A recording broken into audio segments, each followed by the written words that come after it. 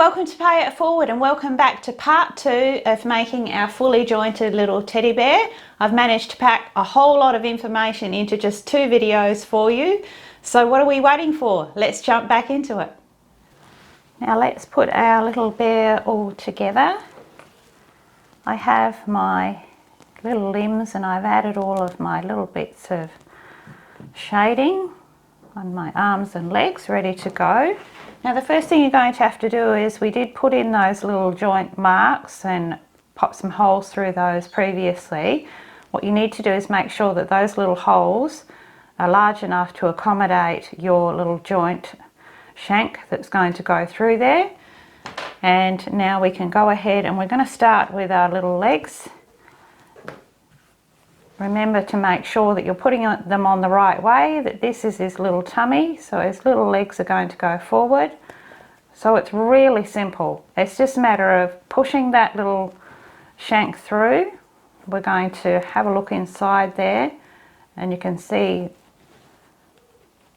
that little shank's come all the way through, and you want to really compress all of that felt down around that little shank as far as you can and get that little seam as flat as you can.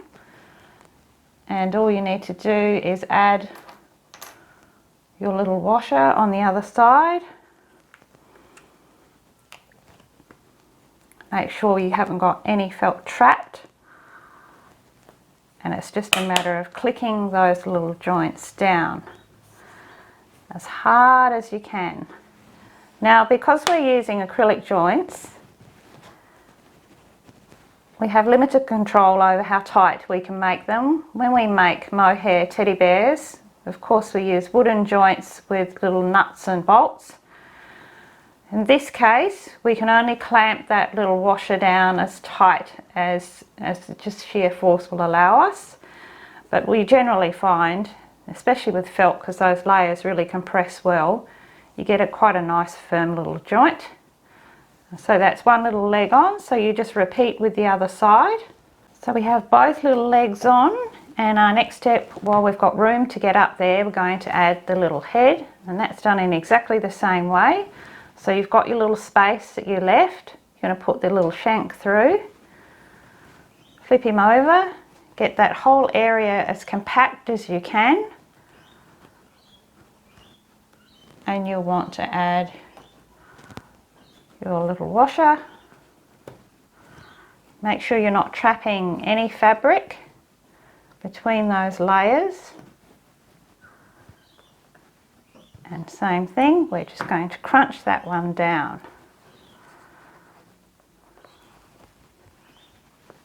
This is why we need a nice little firm teddy bear head. You can get your fingers up under those joints. You can get some leverage there. You really want to hear that little click. Once you've heard that little click, Teddy's head is nice and safely on. There's some nice mobility there. And so our next step is to do exactly the same thing and add each of our little arms. And please remember, with your safety joints, that you need to make absolutely certain that those little joint washers are clicked right in. You need to hear those clicks, and you need to test your little joints to make sure that those little arms and legs and head are really, really secure, particularly on the little head joint. If you're having any problems with your safety joints, there's so many different brands that you can get. On the whole, a little tip is to look for safety plastic joints that have a longer shank, because that allows you more access to get that little washer clamped down. But make sure that you test every joint, and if you're having problems with your joints not staying put, it's because you're not getting that little washer clamped right down over those little ridges that are put there to stop that little washer coming off.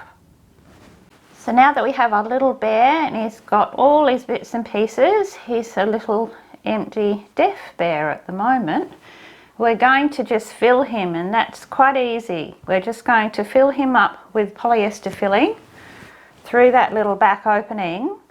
Now I like to add, it depends on who you're making this for. So These are a little bear that I'm making up generally as a collectible. So usually they're used in home decor. They sit on somebody's bed or somebody's shelf, and they're quite decorative. If you do want to make this little bear up as a child's toy, then there's a couple of things you'll need to do. First of all, the eyes. It's fine if you're making it for a child who's a little bit older, because they're not going to chew the little eyes or pull on the little eyes. But if you want to make this little one up for a little baby to actually hold and play with, you'll need to substitute those glass eyes for safety eyes. You won't get the pull in, the lovely deep pull in that you get with the glass eyes, but it will be safe for baby. And also you have to attach those eyes before you fill the little head with stuffing. Which means you have to primarily fill the little head with stuffing to get your eye placement right. And then pop those little safety eyes in and then continue as you would. And in this case with this little bear, with what I'm putting inside of him to fill him, I like to add a little bit of weight to mine. I just feel like they just sit better wherever you put them. And to pick them up, they've got a lovely feel to them. Now both of these little bears that I have here, they both have a little pouch inside their tummy, just like this one that I've made up.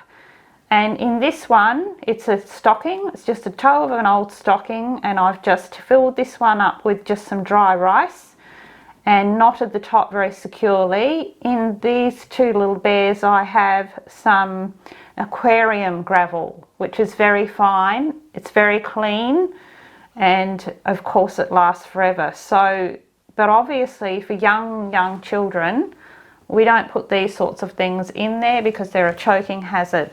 But if I am going to add this little pocket of rice today, just to add a bit of weight to this little bear. So first of all, what I do though is I put some polyester filling in first to fill out between those little leg joints here, right down deep into the bottom, and then I'm just going to tuck this little one in. And it might seem like a bit of a task getting through that little opening, but it's all quite movable. And you find that if you're using a little bit of filling like this and tucking a little pocket in, it actually adds, it fills up a lot of your little bear's tummy. So you use less polyester filling. So it's really just a matter of getting that little stocking into that little bear, and then you can manipulate the rice and really work it down into his tummy. And then you've got some nice weight. So then we can just continue on to fill up the rest of that cavity. Now you can make it as firm or as soft as you like it. If you want your little bear to sit perhaps a little more forlorn and a little older perhaps looking, a little saggy, then you don't have to firm fill this little body. Of course, the more filling you add, the more upright he sits.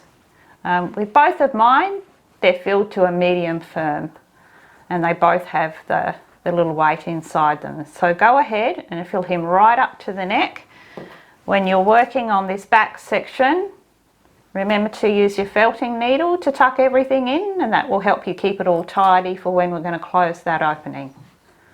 So now I've got my little bear all filled up, and I just have to close that little opening, and you can see it's quite firm across the shoulders there, a little bit softer through the tummy. And you can see I'm just going to be able to close that opening nicely. So I've got my extra strong thread, and I have a big knot at the end of my thread. Now I'm going to sew this opening with a ladder stitch.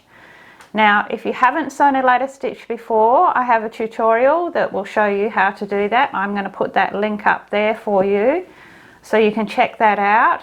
But otherwise, we'll do a couple of stitches here. So I like to start, I take my needle and I go in underneath, and I'm going to come out right on the edge. We're going to be keeping to our little 4mm seam allowance as we close this seam. Bringing my needle out right where my stitching finishes there with that seam. That little knot is going to hold, and then we're going to move straight across and we're going to dive in the other side at our 4mm seam allowance, and we're just going to travel down one stitch. And keep your stitches quite small, and very important that we keep them even. So our first stitch has gone across. Now we can pull that one in. Our next stitch will go in right where we first came out and travel down the same distance, but on the other side. And because we've stitched that little opening with a zigzag, even though we've put some pressure on those edges and with our stuffing and so on, it's stayed together nicely, and you can see that it's all still nice and even. So you can see that I've pulled that one in, then I cross over again, I go back into the same little hole that I just came out of, and I travel down that little bit further, keeping the stitches exactly the same as I go from side to side. So check out that video and you'll see exactly how I do it up close and with a lot of detail, and I'm going to make my way down right down to the bottom there to close that little opening. So there we have a little bear. His back is all sewn up now. You can see I've gone ahead and done my last little bit of shading on that body, just here and there, just softly following those seam lines, added a bit more. Just you can do that now if you're shading your bear. And our last step is to add our little ears. Now, sewing ears on, there's a lot of different ways to do it. I find it's always easier to sew ears on when your little bear is all put together, just because you've got more to hang on to. If you're sewing ears on and you've got your little head separate, it's very hard to manage that little head. So this is the way I do it, and it is quite different, but I do think it's easier. So our positioning, first of all, we're going to take a little pin and we're going to put it straight through that seam and straight through the end, and we're going to decide where our little ears are going to sit, and usually they sit pretty much right on that seam line. Not always. You can definitely change the character of your bear by where you put the little ears, but I generally find they sit nicely on that seam line.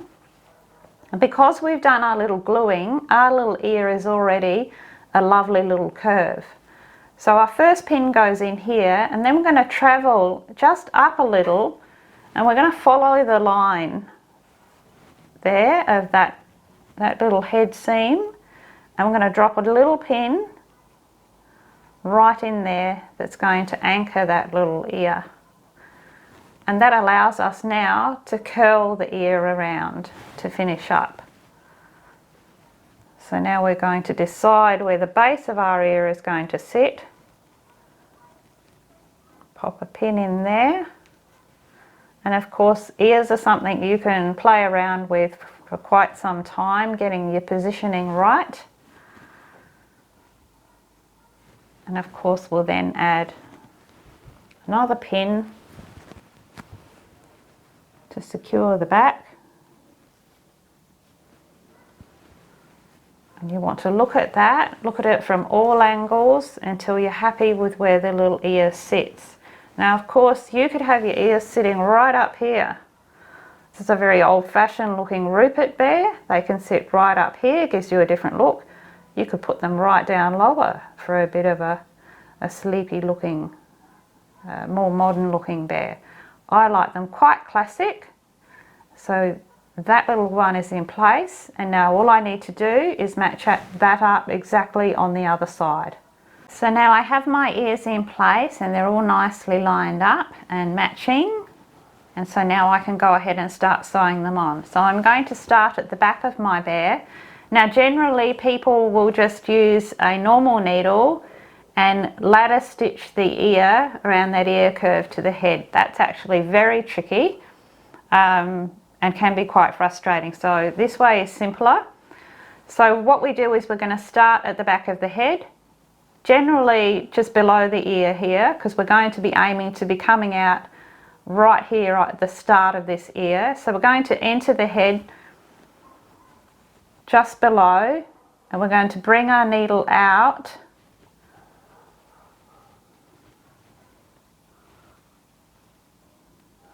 these are the fiddly bits of making bears. We want to come out right underneath where our first stitch will go, so right at the start of that ear. So I'm going to pull that one through. I've got a knot at the end, but we're going to do our little trick with our knot, and we're going to sink it into that head.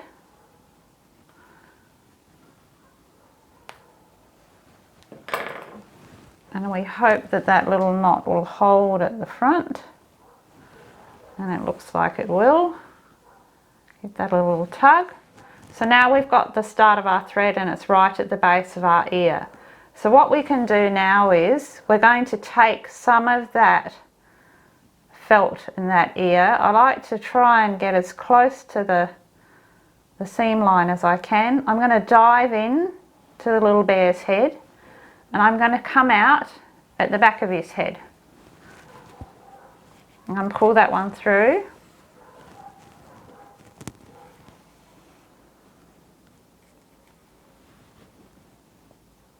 Hold that one in place and pull that one down. You can see that stitch is pulling that ear down. Turn a little bear around. I'm going to go back into that same hole, and we're going to come out again close to the start of that ear.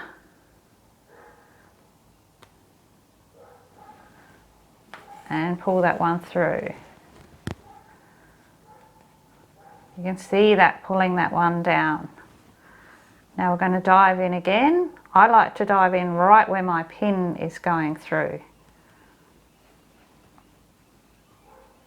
We really want to anchor down where the ear starts and where the ear finishes. Hopefully no one will ever pick him up by his ears, but we want to make sure that they're very secure. So you can see I've pulled that one in, and I'll come out the back of the head again. Now I'm going to go back into that same hole, and I'm going to come out again, and I generally do 3 or 4 stitches right at the front there to really make sure. And of course we're travelling a different path every time.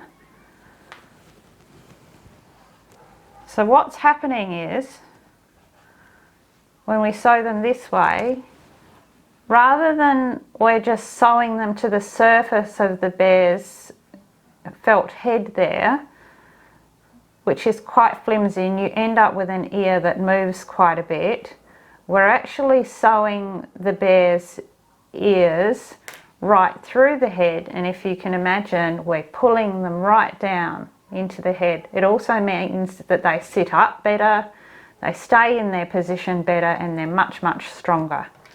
So all you need to do is follow that process, taking a little bit of the ear, diving back into the head, coming out anywhere at the back of the head.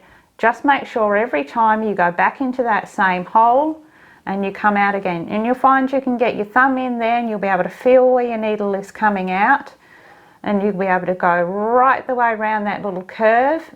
And when we did 3 or 4 stitches at the front here, we do the same at the base of the little ear there. And when we finish, we just go through down the back of the head, and we just cast off at the back of the head. So I'm going to continue around and sew each of my little ears on using that little technique.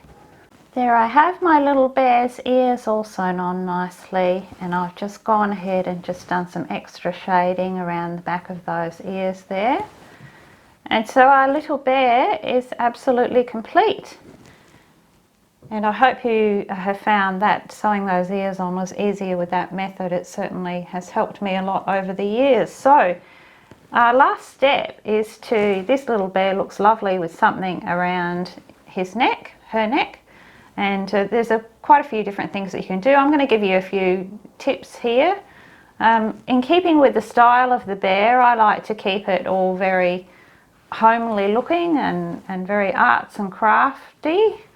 So there's a few things that you can do. Now this little necklace that I've put on this little bear, I've actually got that one in a video. It's in my bunny clothing video. You can have a look at that one. And that's a very sweet thing to make up, and I think it's in keeping with the rest of the bear. You just put a little, hang that on in a, you know, with coordinating colours. I collect antique keys, and I've got this little one here, and I've just wrapped, using some PVA glue, I've just wrapped some matching embroidery thread around that little shaft there, which adds that little bit of colour. It's all very vintage, and just a little Hessian bow there, using that same thread again. Tie them all up together, and it's nice and full and busy around his little neck, and it looks lovely. You can also do different things, like I've got a little swing tag here. I've just added a few little words, my signature, couple of buttons, and kept it all very rustic. I've also made a little button bevel there where I've used resin and added little buttons in there, and added that, and same again with that little rustic bow. They look lovely with a lot on them around their neck. Another thing you could add is, I've got a video that shows you how to make little felt tassels. These look fabulous on these little bears because it's felt. It's all in keeping with the same little theme, and they really look lovely. Even just two of them in the right colours hanging around their neck would be really nice, and of course the colours are limitless.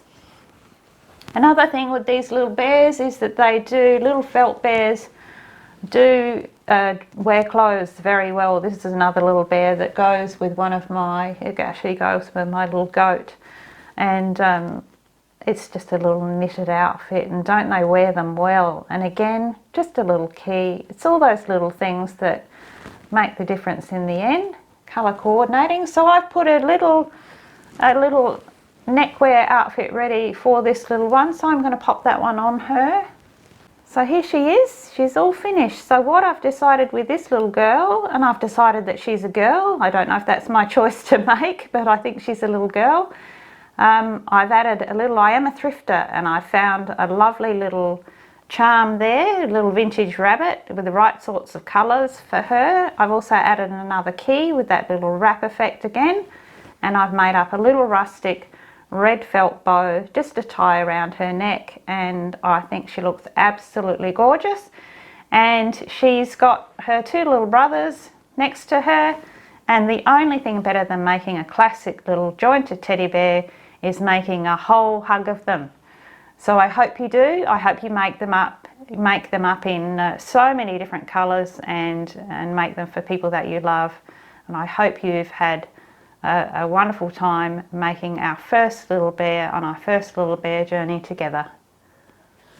Well, thank you all for staying with me through these two videos to produce our first little bear together. I hope you've enjoyed it. If you have, you should give me a thumbs up. That would be absolutely beaut.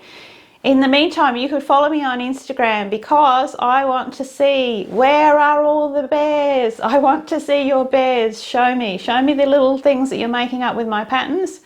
It's the favourite part of my day, and I'm going to share them. I've created a lovely page for you all on my Pinterest account, and I'm going to be showing off all of your work. So make sure you follow me on Pinterest too.